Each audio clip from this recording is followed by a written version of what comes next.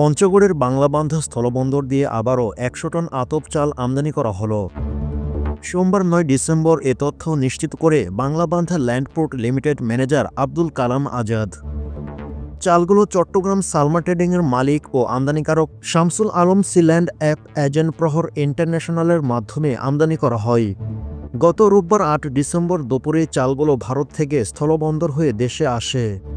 এর আগে গত ২৬ নভেম্বর একই বন্দর দিয়ে আল আমিন এন্টারপ্রাইজ নামে একটি প্রতিষ্ঠান ১০০ টন আতপ চাল আমদানি করে। স্থলবন্দরটি মূলত পাথর আমদানির জন্য পরিচিত হলেও সাম্প্রতিক সময়ে চাল, গম, পেঁয়াজ সহ অন্যান্য পণ্য আমদানি রপ্তানি ক্ষেত্রেও বেশ গুরুত্ব পাচ্ছে।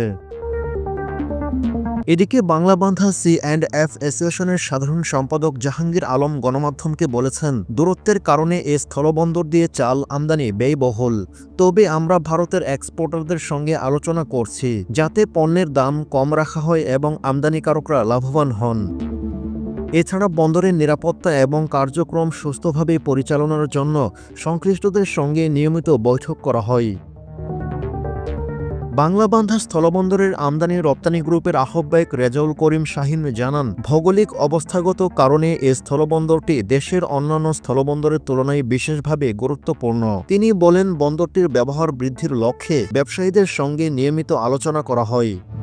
পরিবহন সংশ্লিষ্ট ব্যবসায়ী কামরুল হাসান বলেছেন, রোববার আমদানি করা ১০০ টন চালের মধ্যে ৭০ টন চাল বন্দর এলাকা থেকে চট্টগ্রামে পাঠানো হয়, আর বাকি ৩০ টন চাল সোমবার পরিবহনের মাধ্যমে আমদানিকারকদের গোদামে পাঠানো হবে।